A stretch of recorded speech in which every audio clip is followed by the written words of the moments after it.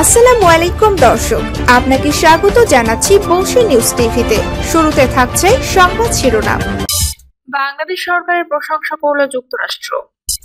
তৌহিদ আফ্রিদির 7 দিনের রিমান্ড চায় CID. Van চালকের বাড়িতে মিলল খাদ্য বন্ধ কর্মসূচির 1,500 কেজি চাল। জানাবো মেয়ে সহ বাহারকে আটকের পর যে কারণে ছেড়ে দিল কলকাতা পুলিশ। এবং সর্বশেষ জানাবো ভাইকে মৃত দেখিয়ে সম্পত্তি আত্মসাৎ।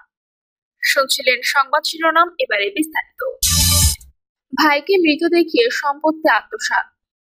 নেত্রকোনার কলমাকান্দা উপজেলার বড় ভাই মোহাম্মদ আব্দুল হেলিমকে মৃত দেখিয়ে বাবার রেখে যাওয়া সম্পত্তি আত্মসাতের অভিযোগ উঠেছে ছোট ভাই মোহাম্মদ শহীদ মিয়ার বিরুদ্ধে।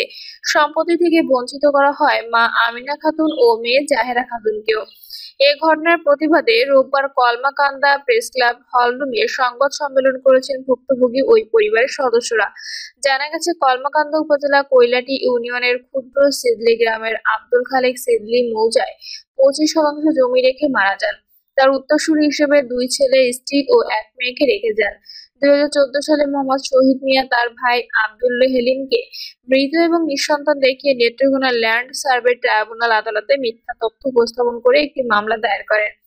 মামলায় মা ও বোনকেও গোপন রাখা হয়। পরে আদালত থেকে শহীদ মিয়া তার পক্ষে একতরফা রায় দেন। এ বিষয়ে আব্দুল হেলিম বলেন, আমার 6 মেয়ে ও 1 ছেলে, অথচ শহীদ মিয়া আমাকে মৃত এবং নিঃসন্তান দেখিয়ে আদালতে জালিয়াতির আশ্রয় নিয়েছে। এখন তিনি জোরপূর্বক জমি দখলের পায়তারা করছেন। এতে করে পারিবারিক অশান্তির সৃষ্টি হয়েছে। তিনি বলেন, সম্প্রতি শহীদ মিয়া ছেলেরা আমাকে ও আমার পরিবারকে ভয়ভীতি সহ প্রাণে মেরে ফেলার হুমকি দিয়েছে। বর্তমানে আমরা আতঙ্কের মধ্যে আছি। অভিযুক্ত মোহাম্মদ শহীদ মিয়ার মুঠোফোনে কল দিয়ে তাকে না পাওয়ার এ বিষয়ে তার বক্তব্য জানা সম্ভব হয়নি। তৌহিদ আফ্রিদির 7 দিনের রিমান্ড চায় সিআইডি। বৈষম্য বিরোধী আন্দোলন কেন্দ্রিক রাজধানীর যাত্রাবাড়ি থানার আসাদুল হক বাবু হত্যা মামলায় বেসরকারি টিভি চ্যানেল মাই টিভির চেয়ারম্যান নাসিরউদ্দিন সাথীর ছেলে কন্টেন্ট ক্রিয়েটর তৌহিদ আফ্রিদিকে জিজ্ঞাসাবাদের জন্য 7 দিনের রিমান্ডে নেওয়ার আবেদন করেছে সিআইডি। মামলা তদন্ত কর্মকর্তা সিআইডির পুলিশ পরিদর্শক খান মোহাম্মদ ইরফান রিমান্ড চেয়ে আবেদন করেন। এ বিষয়ে ঢাকার চিফ মেট্রোপলিটন ম্যাজিস্ট্রেট আদালতে শুনানি হবে। তৌহিদ আফ্রিদিকে রোববার রাতে সিআইডির একটি দল বরিশাল থেকে গ্রেপ্তার করে। এর আগে 17 আগস্ট রাজধানীর গুলশান থেকে আফ্রিদির বাবা নাসিরকে গ্রেপ্তার করা হয়। পরদিন এই মামলায় তার 5 দিনের রিমান্ড মঞ্জুর করে আদালত। মামলা সূত্রে জানা গেছে, বৈষম্য বিরোধী আন্দোলন চলাকালে গত বছরের 5 আগস্ট যাত্রাবাড়ি থানাধীন পাকা রাস্তার উপর আন্দোলনে অংশ নেন মোহাম্মদ আসাদুল হক বাবু। ঘটনার দিন দুপুর 2:30টায় আসামিদের ছোড়া গুলি আসাদুলের বুকে ও ডান পাশে লাগে। পরে হাসপাতালে নেওয়া হলে চিকিৎসক তাকে মৃত ঘোষণা করেন। এ ঘটনায় গত বছরের 30 আগস্ট যাত্রাবাড়ি থানায় হত্যা মামলা করে নিহতের বাবা জয়নাল আবদিন। এ মামলায় সাবেক প্রধানমন্ত্রী শেখ হাসিনা সহ 25 জনকে আসামি করা হয়। এই মামলায় নাসিরউদ্দিন 22 নম্বর ও তার ছেলে তৌহিদ আফ্রিদিকে 11 নম্বর এজাহার নামীয় আসামি। মেয়ে সহ বাহারকে আটকের পর যে কারণে ছেড়ে দিল কলকাতা পুলিশ। সাবেক সংসদ সদস্য আকমা বাহাউদ্দিন বাহার ও তার মেয়ে কুমিল্লা সিটি কর্পোরেশনের সাবেক মেয়র তাহসিন বাহার সূচনাকে আটকের 1 রাত পর ভারতের কলকাতা পুলিশ তাদের ছেড়ে দিয়েছে বলে খবর পাওয়া গেছে। একটি সূত্রে জানা গেছে, গত শনিবার রাতে রাজারহাট থানা পুলিশ তাদের আটক করে। পরে মাহবুবুল আলম হানিফ এবং শেখ হাসিনার সহযোগিতায় তারা ছাড়া পান। কুমিল্লা 6 আসনের সাবেক এমপি বাহার ও তার বড় মেয়ে সূচনা দেশে থাকতে হিন্দুদের উপর নির্যাতন ও ভারতের প্রধানমন্ত্রী নরেন্দ্র মোদীর বিরুদ্ধে অপপ্রচার চালান। এই কারণে পশ্চিমবঙ্গের বিজেপি ও সাধারণ মানুষ তাদের উপর ক্ষুব্ধ। একাধিক সূত্র বলছে, তারা কলকাতায় ক্ষিপ্ত মানুষের দ্বারা মবের শিকার হতে পারেন। এর আগে গত শনিবার পূর্ণিমা রানীর শিল লগ্নজিতা নামে এক তরুণী ফেসবুকে বাহারের বিরুদ্ধে একটি পোস্ট দেন। তিনি লেখেন, বাংলাদেশ সচিবালয় ঢাকায় হিন্দু সম্প্রদায়ের উপর হামলা চালিয়েছিল এবং ভারত সরকারের বিরুদ্ধে এই সেই কুকুর যে কিনা আওয়ামী লীগের চেয়ে পরে মোদী সরকারের বিরুদ্ধে রাস্তায় কাঠ মোল্লা নিয়ে মিছিল করে সে কেন ভারতের মাটিতে, আর বাংলাদেশ থেকে হিন্দু সম্প্রদায় জীবন বাঁচাতে যেতে চায় তখন ভিসা দরকার। তিনি আরো লিখেন, 2021 সালে বাংলাদেশ দুর্গাপূজায় হামলার পেছনে বাংলাদেশে আওয়ামী লীগ নেতা বাহার উদ্দিন বাহার, যিনি পূজা মণ্ডপে কুরআন রেখেছিলেন। তখন সারা বাংলাদেশে পুজোর 12টা বাজিয়েছিল। তিনি এখন তার মেয়েকে নিয়ে কলকাতা রাজারহাট নিউ টাউনে লুকিয়ে আছেন। এরপরই মেয়ে সহ বাহারকে আটকের ঘটনা ঘটে বলে জানা গেছে। বাংলাদেশ সরকারের প্রশংসা করল যুক্তরাষ্ট্র। মিয়ানমারের বাস্তুচ্যুত রোহিঙ্গা জনগোষ্ঠীকে আশ্রয় দেওয়ার জন্য বাংলাদেশ সরকারের প্রশংসা করেছে যুক্তরাষ্ট্র। একই সঙ্গে রোহিঙ্গাদের আশ্রয় নিয়ে যাওয়া এই অঞ্চলের অন্য দেশগুলোর প্রশংসা করেছে ওয়াশিংটন।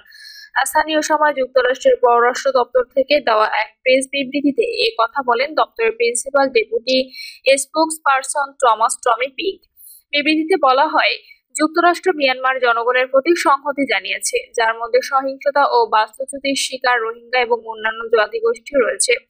পাশাপাশি বাস্তুচ্যুত রোহিঙ্গাদের আশ্রয় দিয়ে যাওয়ার জন্য বাংলাদেশ সরকারকে ধন্যবাদ জানিয়েছে এবং এই অঞ্চলের অন্য দেশগুলোরও প্রশংসা করেছেন, যা মিয়ানমার থেকে আসা শরণার্থীদের আশ্রয় দিয়েছে। উল্লেখ্য, 2017 সালের আগস্ট মাসে রাখাইনে সেনা অভিযান শুরুর পর কয়েক মাসের মধ্যে 7 লাখের বেশি রোহিঙ্গা বাংলাদেশে পালিয়ে এসে আশ্রয় নেয়। এর আগে থেকে বাংলাদেশ ছিল 4 লাখের বেশি রোহিঙ্গা।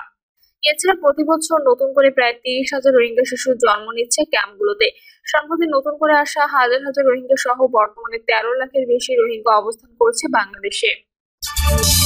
ভ্যান চালকের বাড়িতে মিলল খাদ্য বান্ধব কর্মসূচির 1,500 কোটি চাল। নওগাঁ রানীনগরে এক ভ্যান চালকের বাড়ি থেকে ক্রয় বিক্রয় নিষিদ্ধ খাদ্য বান্ধব কর্মসূচি 1,500 কেজি চাল জব্দ করা হয়েছে।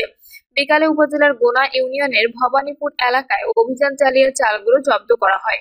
পরে চালগুলো স্থানীয় এক ইউপি সদস্যের জিম্মায় রাখা হয়েছে। তবে রিপোর্টে লেখা পর্যন্ত ওই চালগুলো প্রকৃত মালিককে শনাক্ত করতে পারেনি সংশ্লিষ্টরা। নাম প্রকাশে অনিচ্ছুক স্থানীয় কয়েকজন বলছেন, একটি চক্র খাদ্য বান্ধব কর্মসূচির ওই চালগুলো কিনে ভ্যান চালকের বাড়িতে মজুত করে রেখেছিল। তবে তাৎক্ষণিক ওই চাল ব্যবসায়ীদের নাম পাওয়া যায়নি। তারা বলছেন, সঠিক তদন্ত করা হলে ঘটনার সঙ্গে জড়িতদের নাম বেরিয়ে আসবে। উপজেলা খাদ্য পরিদর্শক আনিসুর রহমান জানান, খাদ্য বান্ধব কর্মসূচির 15 টাকা কেজির চাল হতদরিদ্রের মাঝে ডিলারদের মাধ্যমে বিতরণ চলছিল।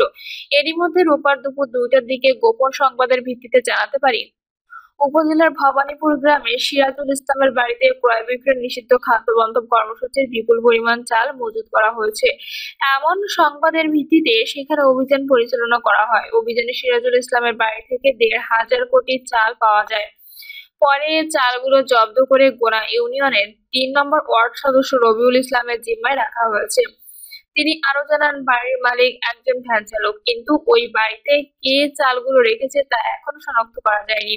তবে চালের প্রকৃত মালিককে খুঁজে বের করতে তদন্ত চলছে। রানীনগর উপজেলার নির্বাহী কর্মকর্তা মোহাম্মদ রফিকুল হাসান বলেন, গোপন সংবাদের ভিত্তিতে উপজেলার ভবানীপুর গ্রামে সিরাজুলের বাড়ি থেকে খাদ্য বান্ধব কর্মসূচির 1,500 কেজি চাল পাওয়া গেছে। চালগুলো জব্দ করা হয়েছে। এ বিষয়ে আইনগত ব্যবস্থার প্রক্রিয়া চলমান রয়েছে। দফায় দফায় বৈঠক পুনরুজ্জীবিত তত্ত্বাবধায়ক সরকার। কি ঘটছে অন্তরালে? কি ঘটছে পর্দার অন্তরালে? ধোঁয়া, ধোঁয়াশা, ধূম্রজাল যে শব্দে বিভূষিত করা হোক না কেন, মানুষের মনে এই প্রশ্ন উঠে দিচ্ছে। ফেব্রুয়ারি ত্রয়োদশ জাতীয় সংসদ নির্বাচনকে সামনে রেখে লক্ষণীয় হয়ে উঠেছে নানামাত্রিক তৎপরতা। সেটি যতটা না প্রকাশ্যে, তার চেয়ে বেশি পর্দার অন্তরালে। ঐকমত্য কমিশন জুলাই সনদের খসড়া ঘোষণার পর পশ্চিমা লবির